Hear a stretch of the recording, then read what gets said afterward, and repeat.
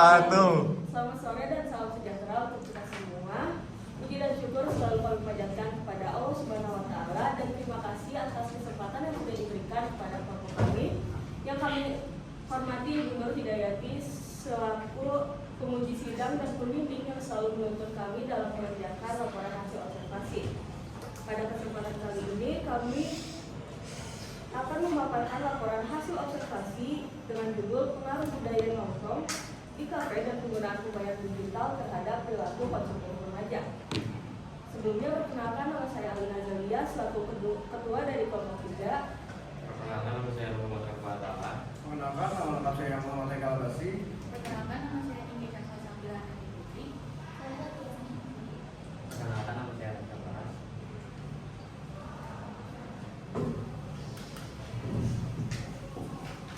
Selanjutnya saya akan menjelaskan latar belakang.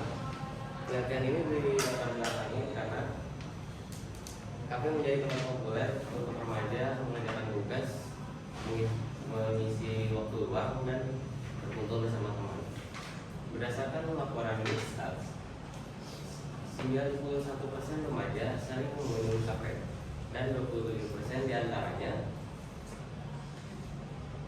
mengunjungi 1-2 kali dalam seminggu. Hal ini menunjukkan bahwa menongkrong di kafe sudah menjadi bagian dari gaya hidup remaja.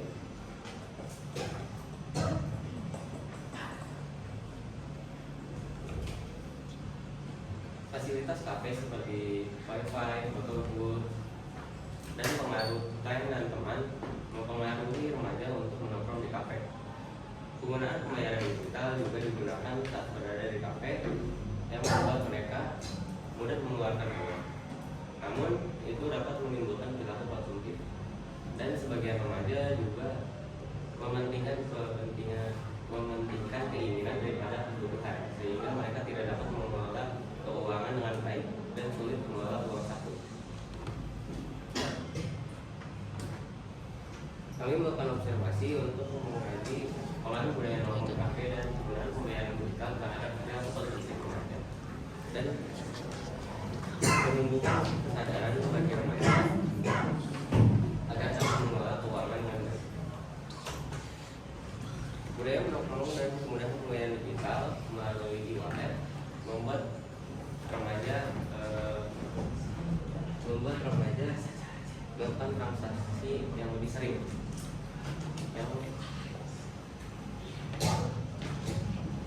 yang meningkatkan frekuensi pengeluaran. Perlu dilakukan observasi lebih lanjut terhadap fenomena tersebut agar remaja dapat mengelola keuangan dengan baik. Menurut saya ada 3. Yang pertama dulu ada rumusan masalah, yang kedua ada tujuan penelitian, yang ketiga ada hipotesis. Yang pertama adalah rumusan masalah. Yang pertama, mengapa budaya nongkrong di kafe dan kemudahan pembayaran digital berpengaruh terhadap pengelolaan uang saku remaja. Yang kedua, bagaimana pengaruh budaya nongkrong di kafe terhadap perilaku konsumtif pada remaja. Yang kedua selanjutnya ada tujuan penelitian. Yang pertama adalah mengetahui alasan atau faktor budaya nongkrong di kafe dan kemudahan pembayaran digital berpengaruh terhadap pengelolaan uang saku remaja. Yang kedua adalah menganalisis pengaruh budaya nongkrong di kafe terhadap perilaku konsumtif pada remaja, khususnya dalam mendorong kebiasaan membeli secara berlebihan dan tidak sesuai dengan kebutuhan. Berikutnya ada hipotesis. Berdasarkan latar belakang dan rumusan masalah, Newson memiliki dugaan sementara atau hipotesis bahwa frekuensi pengeluaran remaja meningkat karena kemudahan pembayaran digital saat mereka melakukan aktivitas di kafe. Selanjutnya pada bab 2 itu ada pendekatan, metode, dan media. Pendekatan kuantitatif adalah pendekatan yang digunakan untuk mengkonfirmasi atau menghasilkan data-data sebagai hasil penelitiannya. Pendekatan kuantitatif dipilih karena menghasilkan data yang berupa kuesioner, dan juga wawancara itu memperkuat hasil kuesioner kita. Yang kedua, metode penelitian yang digunakan adalah metode survei dan metode wawancara. Kenapa? Metode survei adalah metode yang sangat banyak digunakan untuk kalangan pada remaja sekarang, yang berupa kuesioner, pertanyaan, serta angket. Yang kedua adalah metode wawancara. Metode wawancara yang berupa menemui secara langsung pada tempatnya. Metode ini dipilih karena diperoleh langsung oleh para responden untuk mengetahui kebiasaan-kebiasaan nongkrong pada saat di kafe. Yang ketiga ada media. Penyusun menggunakan kuesioner agar mempermudah pertanyaannya di dalamnya dan serta disesuaikan untuk sesuai kebutuhan penelitian untuk mengetahui kebiasaan serta alasan mengapa mereka memilih jawaban tersebut. Selanjutnya, saya akan memaparkan pembahasan dari hasil kuesioner dan wawancara yang telah kami lakukan. Kami telah menyebarkan kuesioner kepada 78 responden dan melakukan wawancara dengan 8 narasumber. Responden kuesioner dan narasumber wawancara yang kami pilih adalah remaja berusia 15-8 tahun. Untuk pertanyaan pertama, kami mengajukan pertanyaan, seberapa sering Anda menongkrong di kafe? Berdasarkan hasil kuesioner, terdapat 38 responden sering menongkrong di kafe. Kemudian terdapat 29 responden jarang menongkrong di kafe, terdapat 10 responden selalu menongkrong di kafe, dan terdapat 1 responden tidak pernah menongkrong di kafe. Dari data tersebut dapat disimpulkan bahwa aktivitas menongkrong di kafe sudah menjadi suatu hal yang sangat biasa dilakukan oleh para remaja. Kemudian pertanyaan kedua, apa tujuan utama Anda menongkrong di kafe? Berdasarkan hasil kuesioner, terdapat 39 responden menongkrong di kafe untuk berkumpul bersama teman, terdapat 18 responden menongkrong di kafe untuk membeli makan dan minum, terdapat 9 responden menongkrong di kafe untuk belajar, dan terdapat 7 responden menongkrong di kafe untuk bersantai. Hal ini menunjukkan bahwa kafe tidak hanya tempat untuk makan maupun minum, tapi banyak aktivitas yang bisa dilakukan di dalam kafe. Pertanyaan yang ketiga, metode pembayaran apa yang paling sering Anda gunakan saat menongkrong di kafe? Berdasarkan hasil kuesioner, terdapat 41 responden menjawab menggunakan metode pembayaran kris. Terdapat 11 responden menggunakan metode pembayaran e-wallet, terdapat 16 responden menggunakan metode tunai, dan terdapat 5 responden menggunakan metode kartu kredit atau debit. Hal ini menunjukkan bahwa teknologi sudah mengalami kemajuan sehingga pembayaran digital lebih diminati karena lebih efisien dan juga praktis. Kemudian selanjutnya, apakah Anda merasa lebih boros saat menongkrong di kafe? Berdasarkan hasil kuesioner, terdapat 61 responden merasa lebih boros saat menongkrong di kafe, dan 17 responden tidak merasa boros saat menongkrong di kafe. Persentase yang cukup besar ini menunjukkan bahwa aktivitas menongkrong di kafe seringkali diikuti dengan pengeluaran tambahan seperti untuk membeli makanan, minuman, maupun kebutuhan lainnya. Kemudian pertanyaan kuesioner terakhir, apakah Anda pernah merasa menyesal setelah mengeluarkan uang di kafe?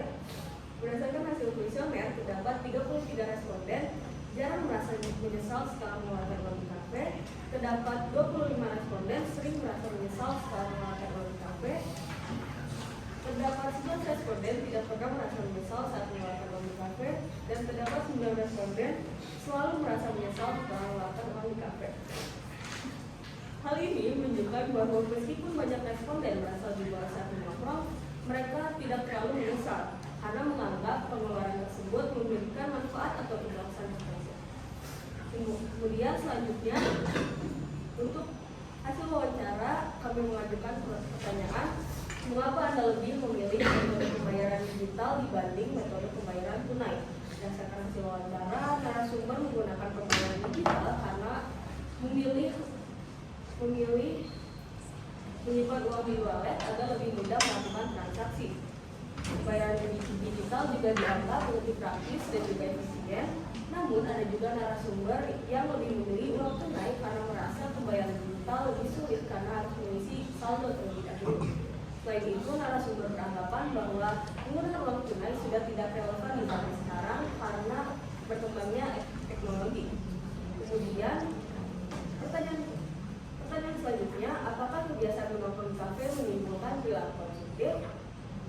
Sebagian narasumber menjawab bahwa kebiasaan menongkrong di kafe memang menimbulkan perilaku konsumtif karena pengeluaran menjadi lebih banyak dan seringkali terjadi pengeluaran di luar rencana. Penggunaan pembayaran digital juga berpengaruh karena transaksi menjadi lebih mudah sehingga pengeluaran menjadi lebih tidak terasa. Meskipun demikian, beberapa narasumber menganggap menongkrong juga memiliki manfaat seperti membuat pikiran menjadi lebih jernih.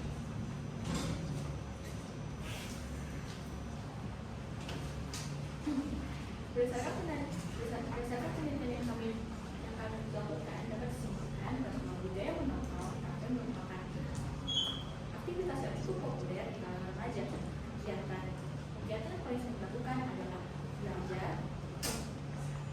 belajar, mengisi waktu luang, dan bertemu bersama teman. Penggunaan pembayaran digital seperti QRIS banyak dipilih karena praktis dan juga memudahkan proses transaksi.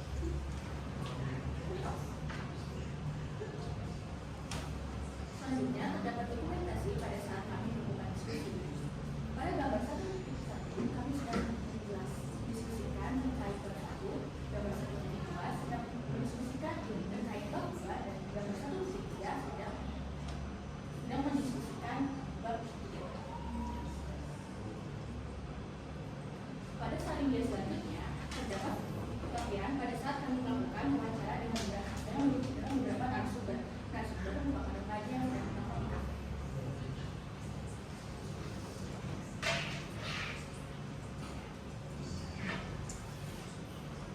Untuk menemukan data ini, kami menggunakan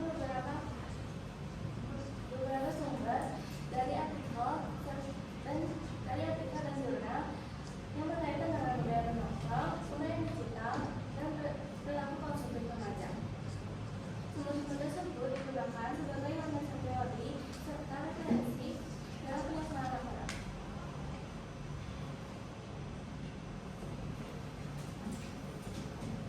Sekian dari kelompok kami. Mohon maaf apabila terdapat kesalahan dalam perkataan. Wassalamualaikum warahmatullahi wabarakatuh. Baik, terima kasih banyak untuk Nadia, Nike, Alin, Haikal, Nafa, dan Rasya. Oke, di masa tidak terlalu banyak komentar.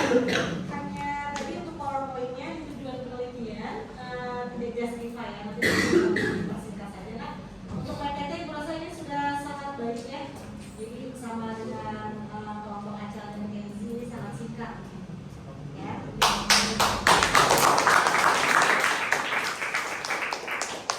Berikutnya untuk presentasinya tadi ada kosakata yang tadi sudah salah kelompok sebelumnya itu dan juga, tapi kalian tetap mengulang itu. Mungkin kalian tadi sedang